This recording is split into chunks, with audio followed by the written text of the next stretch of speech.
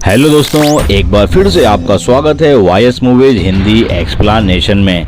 यहाँ हम लाते हैं आपके लिए हॉलीवुड एंड बॉलीवुड की मूवीज और वेब सीरीज की हिंदी एक्सप्लेनेशन। और दोस्तों, आज की मूवी का नाम है अनचार्टेड। तो बिना किसी देरी के आप शुरू करते हैं इसकी स्टोरी। इस मूवी की शुरुआत में हम देखते हैं इस फिल्म के हीरो टॉम हॉलैंड को, जिनका नाम इस फिल्म में नेथन ड्रेक है। और ये इस वक्त बेहोशी की हालत में कार्गो ट्रैक पर होता है और फिर वो इन कार्गो ट्रैक पर से कूदते हुए एरोप्लेन पर जाने की कोशिश करता है। और यहाँ इसका पीछा कोई कर रहा था, जिससे बचने के लिए नेथन यहाँ से भाग रहा था कि तभी ये सीन यहाँ पर कट हो जाता है और हम फ्लैशबैक में देखते हैं 15 साल पहले का सीन। यहाँ पर नेथन उसके बड़े भाई सैम के साथ था। ये दोनों इस वक्त एक म्यूजियम में थे और इनका प्लान था एक मैप की चोरी करना, जो कि दुनिया का फर्स्ट मैप था। सैम नेथन को बताता है कि वो मैप समुद्री लुटेरों ने बनाया था आज से 2300 साल पहले। जब समुद्र में कोई भी जहाज आया या जाया करता था तो समुद्री लुटेरे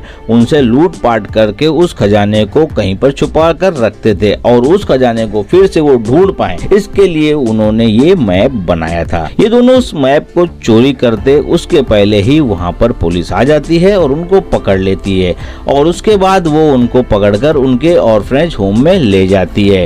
ये दोनों अनाथ थे, इसलिए यहाँ पर ही रहते थे। यहाँ अनाथ आश्रम की सुपरिटेंडेंट पुलिस से कहते हैं कि सैम ने पहले भी इस मैप की चोरी करने की कई बार कोशिश की है और बार बार इसे ऐसे ही नहीं छोड़ा जा सकता, इसे सजा तो मिलनी चाहिए। सैम अब जाता है अपने कमरे से अपना सामान लेने और अपने कमरे में आने के बाद वो नेथन से कहता है कि मैं यहाँ से जा तो रहा हूँ, लेकिन एक दिन तुम्हें जरूर मिलूंगा। और वो अपने भाई नेथन को एक कागज, एक लाइटर और अपने गले की रिंग निकालकर उसे देता है और कहता है कि तुम इस रिंग को देखकर हमेशा याद रखना कि तुम कौन हो। अब सैम के जाने के बाद नेथन उस लाइटर को कागज के नीचे जलाता है तो उस कागज में उसे कुछ लिखा हुआ नजर आता है और उसमें लिखा था कि तुम ड्रेक खानदान से हो, ये कभी भूलना मत। अब 15 साल बीत चुके थे। नेथन न्यूयॉर्क शहर में रहता था और वो यहाँ एक बार टेंडर का काम करता था और अपने खर्चे पूरे करने के लिए वो छोटी मोटी चोरियां भी किया करता था। एक दिन यहाँ पर मार्क वेलबर्ग आता है, जिनका नाम इस मूवी में विक्टर है, और वो नेथन से कहता है कि मैं तुम्हारे भाई का बिजनेस पार्टनर रहा हूँ, मैं एक खजाना खोजी हूँ, मैं ये चाहता हूँ कि अब तुम मेरे साथ काम करो। लेकिन नेथन उसे मना कर देता है।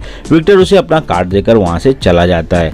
नेथन विक्टर के साथ काम तो नहीं करना चाहता था, बट उसका भाई सैम 15 साल से लापता है और उसे सैम का पता भी लगाना था। हालांकि कई बार सैम के पोस्ट कार्ड आते थे लेकिन वो नहीं आता था। अब इसी वजह से नेथन विक्टर के एड्रेस पर जाता है। वहां वो अंदर देखता है कि उस घर की दीवार पर वही मैप था जिसे वो 15 साल पहले चुराने की कोशिश में पकड़ा गया था। अब यहाँ विक्टर भी आता है और नेथन को बताता है कि ये खजाने को पाने वाला मैप है, इस खजाने के पीछे कई लोग मारे गए। अब वो नेथन को एक मैगजीन दिखाता है जिसमें एक शिप की फोटो बनी हुई थी। ये कई सौ साल पुरानी शिप थी जिसकी कीमत आज 500 करोड़ रुपए से ज्यादा थी और खजाना भी इसी के अंदर था और 18 लोगों ने इसे मिलकर कहीं छिपा दिया था और हमें वही ढूंढना है। हालांकि नेथन मना कर देता है तो विक्टर उसके भाई की फोटो उसे दिखाकर कहता है कि 2 साल पहले तक सैम मेरे साथ था, लेकिन उसके बाद वो अचानक कहीं गायब हो गया। अब नेथन को बचपन की याद आ जाती है जहाँ पर सैम इसको छोड़कर चला गया था। वो सीधा घर जाता है और कुछ सोचने के बाद विक्टर को कॉल करके चलने के लिए कहता है। अब अगले दिन विक्टर इसको बताता है कि एक ऑक्शन होने वाला है जिसमें एक क्रॉस का ऑक्शन होने वाला है, लेकिन ये क्रॉस नहीं बल्कि एक चाबी है जिसे हमें चुराना है। नेथन कहता है कि ये कोई सिंगल चाबी नहीं है बल्कि ऐसी 2 चाबियां हैं। ऐसी एक चाबी कैप्टन के पास हुआ करती थी और दूसरी चाबी उस शिप के क्रू के पास हुआ करती थी, जिससे कि कोई भी एक आदमी खजाने को चोरी न कर पाए। विक्टर उसे कहता है कि मेरे पास कैप्टन वाली चाबी है। अब ये दोनों उस ऑक्शन में जाते हैं जहां इन पर जो ब्रेडेक की नजर इन पर होती है। फिर हमें पता चलता है कि जो और विक्टर एक दूसरे को पहले से ही जानते हैं, लेकिन अब जो सैंटियागो के लिए काम करती है। सैंटियागो उस खानदान का वारिस है जिसने आज से कई सौ साल पहले उस समुद्री क्रू की फंडिंग की थी जिसके अंदर खजाना है और अब वो उस चाबी को हासिल करना चाहता है किसी भी हाल में। यहाँ पर नेथन की झड़प हो जाती है वहाँ के सिक्योरिटी से और सबका ध्यान नेथन उसकी तरफ हो जाता है। तभी विक्टर उस क्रॉस के बैग को लेकर निकल जाता है, बट उसे रास्ते में जो ब्रैडॉक पकड़ लेती है और बैग ले लेती। तभी वहाँ पर सिक्योरिटी वाले आ जाते हैं और विक्टर बैग लेके वहाँ से निकल जाता है, क्योंकि विक्टर ने म्यूजियम वालों का सूट पहना होता है, जिससे सिक्योरिटी वाले भ्रमित हो जाते हैं। म्यूजियम के बाहर खड़ी कार में वो बैठ जाता है तो देखता है कि नेथन भी वहाँ सबको चकमा देकर आ चुका था और अब ये दोनों उस क्रॉस यानी कि चाबी को लेकर बार्सिलोना यानी कि स्पेन आ जाते हैं। यहाँ इनके पास एक लड़की आती है जिसका नाम होता है क्लोई फ्रेजर। ये विक्टर के साथ काम करती थी पहले और इसी के पास वो पहली चाबी थी, जिससे कि नेथन हैरान हो जाता है और उसे पता चलता है कि विक्टर ने इसे झूठ बोला। क्लोई यहाँ पर विक्टर के बारे में कहती है कि ये आदमी झूठा है और वहाँ से चली जाती है। अचानक इनकी बत्ती जलती है और अपना बैग जब ये चेक करते हैं तो पता चलता है कि उनका वाला क्रॉस वहाँ से गायब है। फिर ये दोनों उसका पीछा करते हैं और काफी दौड़ भाग करने के बाद नेथन क्लोई की गाड़ी के आगे आ जाता है और उसे रोकने की कोशिश करता है, लेकिन विक्टर क्लोई को बताता है कि हमें नेथन की जरूरत है खजाने तक जाने के लिए। अब ये तीनों एक चर्च के पास जाते हैं। ये वही चर्च था जहाँ पर उस किताब में बना पाइन ट्री था। इस किताब को विक्टर ने नेथन को प्लेन में दिखाया था जब वो स्पेन आ रहे थे और नेथन बताता है कि हमें वो पाइन ट्री ढूंढना होगा, लेकिन पूरा राज वो विक्टर के सामने नहीं खोलता। अब हम देखते हैं मोनकाडा फाउंडेशन हेडक्वार्टर को, जहाँ पर मोनकाडा अपने फादर से बात कर रहा था और गुस्से में था क्योंकि उसके पिताजी अपनी सारी दौलत को अब गरीबों को दान करने वाले थे। इसलिए मोनकाडा अब जो ब्रैडॉक को विक्टर की तलाश करने के लिए भेजता है। उधर ये तीनों अपने घर में बैठकर खजाने के बारे में बात कर रहे होते हैं और अगले दिन मोनकाडा अपने पिता को चर्च से लौटते वक्त जो के हाथों मरवा देता है। अब इस तरफ ये तीनों जाते हैं चर्च के अंदर उन चाबियों के लॉक का पता करने। यहाँ इनको एक जगह जमीन पर कुछ डायग्राम जैसा दिखता है, जिसको सॉल्व करके वो उस जगह पहुंच जाते हैं जहाँ पर वो चाबियां लगने वाली थी। अब नाथन और फ्रेजर एक साथ वहाँ चाबियां डालते हैं और विक्टर कहता है कि इसे क्लॉकवाइज घुमाओ, लेकिन क्लॉकवाइज घुमाते ही वहाँ से तीर निकलने लगते हैं, जिससे ये तीनों बच जाते हैं। अगली बार ये चाबी को एंटी क्लॉकवाइज घुमाते हैं और वहाँ एक डोर ओपन हो जाता है। यह एक बहुत पुराना तहखाना था, लेकिन यहाँ पर दो अलग अलग रास्ते थे। अब ये तीनों डिसाइड करते हैं कि अब यहाँ से नेथन और फ्रेजर अलग जाएंगे और विक्टर अलग जाएगा, और जाने से पहले विक्टर और नेथन अपने मोबाइल से जीपीएस को कनेक्ट कर लेते हैं, जिससे इनको एक दूसरे की लोकेशन का पता रहे। नेथन और फ्रेजर आगे बढ़ते हुए एक क्लब में पहुंच जाते हैं। यहाँ क्लब में ये दोनों देखते हैं कि चाबी लगाने की एक जगह बनी हुई थी, लेकिन तभी यहाँ पर मोनकाडा के लोग आ जाते हैं और इन पर हमला कर देते हैं, बट ये दोनों उनसे बचते हुए वहाँ चाबी डालकर डोर ओपन करके निकल जाते हैं और डोर बंद कर देते हैं। अब अंदर जाने के बाद ये दोनों देखते हैं कि वहाँ पर एक जगह पर चाबी डालने की और जगह बनी हुई है, तो फ्रेजर चाबी वहाँ पर लगा देती है। तभी यहाँ पर पानी भरने लगता है क्योंकि ये दरवाजा ऊपर के एक फव्वारे से जुड़ा हुआ था। यहाँ इस दरवाजे को खोलने से पहले दूसरा दरवाजा खोलना था जहाँ पर अभी विक्टर था, और विक्टर उसको खोलने के लिए आगे जाता है, लेकिन तभी वहाँ पर ब्रैडॉक आ जाती है और विक्टर पर हमला कर देती है। दूसरी तरफ फ्रेजर और नेथन डूब रहे होते हैं। यहाँ विक्टर ब्रैडॉक से फाइट करते हुए उसे बेहोश करके वहाँ पर चाबी लगा देता है और इस तरफ ये लोग डूबने से बच जाते हैं और डोर ओपन हो जाता है। अब विक्टर ऊपर से लगी जाली में नेथन और फ्रेजर को देख रहा होता है। ये दोनों विक्टर से उसकी चाबी मांगते हैं क्योंकि यहाँ पर नेथन और फ्रेजर के सामने एक और दरवाजा था जहाँ पर उनकी चाबी यहाँ काम नहीं कर रही थी। विक्टर पहले तो इन पर यकीन नहीं करता और मना कर देता, लेकिन खजाने के लालच में वो बाद में चाबी दे देता है। अब चाबी नेथन के पास आ गई थी, जिसे कंबाइन करके नेथन ने वैसा ही बना लिया था जैसा दरवाजे पर निशान बना था। अब जैसे ही वहाँ पर ये चाबी लगाता है तो दरवाजा ओपन हो जाता है और ये दोनों अंदर आ जाते हैं। यहाँ पर 3 बहुत बड़े बर्तन थे मिट्टी के और ये सोचते हैं कि शायद खजाना इसी के अंदर है, और जब ये उसमें देखते हैं तो उन बर्तनों में नमक भरा हुआ था। अब इन दोनों की वजह से वो बर्तन यहाँ पर टूट जाते हैं और सारा नमक बाहर आ जाता है, लेकिन इसके साथ एक चीज और बाहर आती जिसमें एक और नक्शा था, यानी कि एक मैप और था, और इनको पता चलता है कि यही है वो असली मैप जो खजाने तक हमें ले जाएगा। अब खजाने को पाने के लिए इनको फिलीपींस जाना होगा, लेकिन यहाँ फ्रेजर नेथन को धोखा दे देती है और उस पर गन तान देती है और नेथन को बेहोश करके वहाँ से नक्शा और दोनों चाबियों को लेकर निकल जाती है।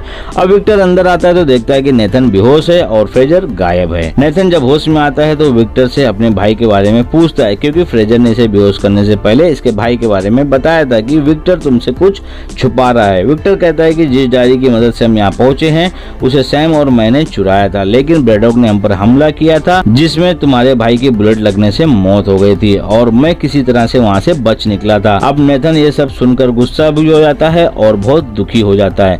विक्टर नेथन से कहता है कि तुम्हारा भाई हमेशा से यही चाहता था कि तुम उसके बाद उस खजाने के लिए उसे ढूंढो। अब नेथन अपने भाई के लिए उस खजाने को फिर से ढूंढने के लिए रेडी हो जाता है, लेकिन खजाने को ढूंढने के बाद ये विक्टर के साथ कोई काम नहीं करेगा, ऐसा वो कहता है। अब अगले सीन में हम देखते हैं फ्रेजर को, जो कि मोनकाडा के पास आई थी और अब हमें यहाँ पता चलता है कि फ्रेजर भी मोनकाडा के लिए काम करती थी और वो उसे वो मैप दिखाती है। अब ये सब डिसाइड करते हैं कि ये अपनी पूरी टीम के साथ वहाँ उस खजाने की खोज में निकलेंगे और अब ये एक बड़े से कार्गो प्लेन में अपने सारे यूज का सामान लेकर फिलीपींस के लिए निकल जाते हैं। रास्ते में सैंटियागो मोनकाडा अपने लोगों को बता रहा था कि जिस खजाने की खोज में हम जा रहे हैं वो मेरे एंसेस्टर का है और इस पर मेरा ही हक है, लेकिन तभी वहाँ पर ब्रैडॉक आकर मोनकाडा का गला काट देती है, जिससे कि फुल कंट्रोल अब उसके हाथ में आ जाए और खजाना भी उसे मिल सके। ये देखकर फ्रेजर के तो होश उड़ चुके थे, वो छुप जाती क्योंकि अब अगला नंबर उसका ही था ऊपर जाने का। अब हम कार्गो प्लेन के सामान वाली जगह को देखते हैं तो यहाँ पर एक रेड कार में छुपकर नेथन और विक्टर भी आ गए थे और जब जो ब्रैडॉक अपने लोगों के साथ फ्रेजर को मारने के लिए तलाश कर रही थी तो इसी मौके का फायदा उठाकर नेथन और विक्टर खजाने वाले मैप को वहाँ से चुरा लेते हैं और अब प्लेन से पैराशूट लेकर वहाँ से जाने की तैयारी करते हैं। यहाँ विक्टर पैराशूट के साथ तो निकल जाता है लेकिन नेथन अटक जाता है। अब नेथन प्लेन के सारे कार्गो सामान को एक साथ अटैच कर देता है और सारा सामान नीचे गिराने लगता है। तब यहाँ पर ब्रैडॉक भी आ जाती है और इनकी फाइट शुरू होती है और इसी बीच यहाँ से फ्रेजर भी निकलती जो कि एक कार में छुपी हुई थी। अब वो कार स्टार्ट कर देती है और शिप से कूदना चाहती है। नेथन जो कि सामान फेंक रहा था उसका एक पैर कार्गो में फंस जाता है और वो सीन हमें यहाँ पर दिखता है जो कि फिल्म की शुरुआत में हमें दिखा था। यहाँ वो ब्रैडॉक से बच रहा था और जब वो प्लेन में जाता है तो फ्रेजर की कार से टकराकर वापस प्लेन से बाहर गिर जाता है। अब फ्रेजर और नेथन बाहर हवा में थे। यहाँ नेथन के पास कोई भी पैराशूट नहीं था, इसलिए अब ये दोनों कार्गो की तरफ जंप करते हैं और फाइनली उस सामान पर पहुंच जाते हैं जिसमें एक पैराशूट लगा हुआ था। नेथन जल्दी से उस पैराशूट को खोल लेता है और ये दोनों सेफ लैंडिंग पानी में करते हैं। वहाँ एक टापू पर पहुंचकर ये होटल में रूम लेते हैं और अब ये दोनों रात में मैप को समझने की कोशिश करते हैं, लेकिन कुछ समझ नहीं आता क्योंकि वो मैप एक पजल की तरह था, उसको समझना आसान नहीं था। फ्रेजर बोर होकर सोने चली जाती है लेकिन रात भर नेथन उसको सॉल्व करने में लगा रहता है और फाइनली एक कोड वो लिखता है एक कागज पर जहाँ पर खजाना था और अब वो भी सो जाता है। सुबह फ्रेजर जब सोकर उठती है तो देखती है कि नेथन ने खजाने की लोकेशन पता कर ली है, तो वो उस कागज को लेकर वहाँ से निकल लेती है। अब जब नेथन उठता है तो देखता है कि फ्रेजर ने एक बार फिर से उसे धोखा दे दिया है, लेकिन इस बार नेथन शाना निकला। उसे इस बात का अंदेशा पहले से ही था, इसलिए उसने उस कागज पर जानबूझकर गलत लोकेशन के कोड डाले थे और सही लोकेशन उसने एक बोतल में डालकर रखी थी और अब वो एक बोट लेकर वहाँ से निकल पड़ता है, लेकिन ब्रैडॉक इस पर नजर रख रही होती है। अब नेथन खजाने के आइलैंड तक पहुँच जाता है जहाँ उसे दो बड़े बड़े शिप नजर आते हैं। ये वही शिप थे जिनमें खजाना था और वो शिप के अंदर जाकर चेक करता है तो वहाँ पर सच में खजाना था, लेकिन ये क्या, यहाँ विक्टर भी आ चुका था और उसको देखकर नेथन हैरान हो गया कि ये यहाँ कैसे आ गया। विक्टर कहता है कि ब्रो हमारे मोबाइल एक दूसरे के जीपीएस से कनेक्टेड हैं और मैं जानता था कि तुम कहाँ कहाँ जा रहे हो। इसी बीच यहाँ पर जो ब्रैडॉक भी अपने लोगों के साथ आ जाती है इनके पीछे पीछे और ये दोनों उसको देखकर छुप जाते हैं। ब्रैडॉक शिप पर आकर सारे खजाने का मुआयना करती है और वो जानती थी कि खजाने के साथ साथ ये शिप भी करोड़ों के हैं, इसलिए इसके पास जो हेली कैरियर थे वो उनमें इन दोनों शिप्स को हैंग करवा देती है और ऐसा होते देख नेथन और विक्टर भी बाहर आ जाते हैं और शिप पर जितने भी जो के लोग थे उनसे फाइट करने लगते हैं और सबको शिप से नीचे गिराने के बाद एक हेली कैरियर पर वो कब्जा कर लेते हैं। लेकिन जो ब्रैडॉक को पता चल जाता है इस बात का तो वो दूसरे शिप से इन पर हमला कर देती है और वो अपने हेली कैरियर से इस शिप पर अपने लोगों को भेज देती है और अब एक बार फिर से यहाँ पर नेथन की फाइट शुरू हो जाती है। विक्टर इनके हेली कैरियर को ऑपरेट कर रहा था, वो बताता है कि ब्रैडॉक अब इन पर उस शिप से हमला करने वाली है और उस शिप को टकराने वाली है इनके शिप से। तो नेथन अपने शिप में लगी एक पुरानी तोप से उस पर फायर करता है और ब्रैडॉक की शिप उस धमाके की वजह से टूटकर एक चट्टान से टकरा जाती है और ब्लास्ट हो जाता है, लेकिन ब्रैडॉक इस ब्लास्ट से बच जाती है और नेथन के शिप में आ जाती है और अब वो नेथन से कहती है कि जो चीज उसकी नहीं हो सकी वो उसे किसी का नहीं होने देगी, इसलिए वो शिप के एंकर को खोल देती है जो कि सीधा समुद्र में जाके फंस जाता है और अब शिप और उसको उड़ाने वाला हेली कैरियर दोनों ही वहीं पर अटक जाते हैं और अब यहाँ पर नेथन और ब्रैडॉक की जबरदस्त फाइट शुरू हो जाती है। ब्रैडॉक एक माहिर फाइटर और किलर थी तो नेथन उससे जीत नहीं पाता और जान बचाने के लिए हेली कैरियर की तरफ भागने लगता है, लेकिन ब्रैडॉक उसे कैसे आसानी से जान देती है। अब वो भी उसके पीछे आ जाती है और इनकी फिर फाइट शुरू हो जाती है। यहाँ पर विक्टर जो कि हेली कैरियर ऑपरेट कर रहा था और उसके पास सोने से भरा एक भारी बैग भी था, लेकिन जब उसने देखा कि नेथन को ब्रैडॉक नहीं छोड़ने वाली तो वो उसे बचाने के लिए भारी मन से वो उस बैग को ब्रेडॉक के ऊपर दे मारता है। अब ब्रेडॉक उसकी वजह से बैग के साथ नीचे गिर जाती है, लेकिन वो बच गई थी क्योंकि वो पानी में गिरी थी। बट यहाँ ये शिप जो कि हेली कैरियर से अटैच था वो भी अब गिर जाता है और जाकर सीधा ब्रेडॉक के सर पर गिरता है और ब्रेडॉक की वहीं पर डेथ हो जाती है। विक्टर हेली कैरियर को ऑटो मोड में डालकर नेथन को ऊपर खींचता है जो कि एक रस्सी से लटका हुआ था। अब विक्टर देखता है कि यहाँ पर फिलीपींस की नेवी शिप आ रही है और अब ये उस शिप और सोने से भरे उस बैग को वापस लेने नहीं जा सकते थे। विक्टर इस बात से काफी दुखी था, लेकिन नेथन उसे कहता है कि हमने सब कुछ नहीं खोया और अब वो अपने जेब से सोने की ईंटें निकालकर विक्टर को दिखाता है। उसने इनको पहले ही अपने पास रख लिया था। अब हम समुद्र में फ्रेजर को देखते हैं जो कि एक बोट पर थी और वो इनका पीछा कर रही होती है। अब हम अगले सीन में देखते हैं एक जेल को जहाँ पर नेथन का भाई सैम था, यानी कि वो मरा नहीं था और विक्टर ने एक बार और यहाँ पर झूठ बोला था। यहाँ सैम उस जेल से एक और पोस्ट कार्ड पर लिखता है कि तुम्हारे आसपास जितने भी लोग हैं तुम्हें उनसे सावधान रहना होगा और अब फिल्म समाप्त हो जाती है। बट इसके पोस्ट क्रेडिट सीन में हम देखते हैं कि नेथन एक बार में है जहाँ पर उसे एक आदमी मिलता है और नेथन के पास जो रिंग थी जो कि उसके भाई की दी हुई थी, वो आदमी उस रिंग का सौदा उससे करता है और कहता है कि इसके बदले वो इसको एक नाजी मैप देगा। लेकिन ये आदमी धोखेबाज है और नेथन को डबल क्रॉस करना चाहता है। तभी यहाँ पर विक्टर आ जाता है और वो नेथन को इन लोगों से बचा लेता है और अब ये दोनों उस बार से निकलते हैं। बट इन दोनों को किसी ने पकड़ लिया था। अब इनको किसने पकड़ा, कौन है वो, ये सब हमें नहीं पता चलता और मूवी फाइनली यहीं पर एंड हो जाती है। हालांकि ये मूवी एक गेम जिसका नाम अनचार्टेड ही है उस पर बेस्ड है, तो शायद हमें इसका पता इसके अगले पार्ट में चलेगा। तो दोस्तों कैसी लगी हमारी एक्सप्लेनेशन कमेंट करके जरूर बताएं और इस वीडियो को लाइक जरूर करें। दोस्तों अब इस फिल्म की हम कुछ जानकारी ले लेते हैं। यह फिल्म सन 2022 में रिलीज हुई थी। इसको डायरेक्ट किया था रूबेन फ्लेशर ने। इस फिल्म को IMDb पर 6.3 आउट ऑफ 10 की रेटिंग मिली है। रोटेन टमाटोज पर ये 41% की रेटिंग के साथ अवेलेबल है और मीटा क्रिटिक पर इसको 45% लोगों ने पॉजिटिव रिस्पांस दिया है। इसके साथ 67% गूगल यूजर्स ने इसे लाइक किया है। इस फिल्म में मुख्य भूमिका में है Tom Holland, Mark Wahlberg, Sophia Ali, Tati Gabrielle और एंटोनियो बैंडेरास। इसको डिस्ट्रीब्यूट किया गया सोनी पिक्चर द्वारा। इस 116 मिनट की फिल्म का बजट था लगभग $120 मिलियन और इसने कमाई की थी लगभग $401.7 मिलियन की। तो दोस्तों डिटेल्स हुई यहीं पर समाप्त। अब हमारे इस चैनल को भी सब्सक्राइब कर दीजिए क्योंकि हम फिल्म के साथ आपके लिए ऐसी काम की डिटेल भी लाते हैं और बहुत मेहनत से वीडियो बनाते हैं। आपके सपोर्ट से ही हम और भी वीडियो बना पाएंगे और आप तक ला पाएंगे। तो बने रहे इस चैनल पर और देखें हमारे सारे वीडियो। आप अपने सजेशन भी हमें कमेंट में भेज सकते हैं। हम आपसे मिलेंगे अगले वीडियो में, तब तक के लिए गुड बाय।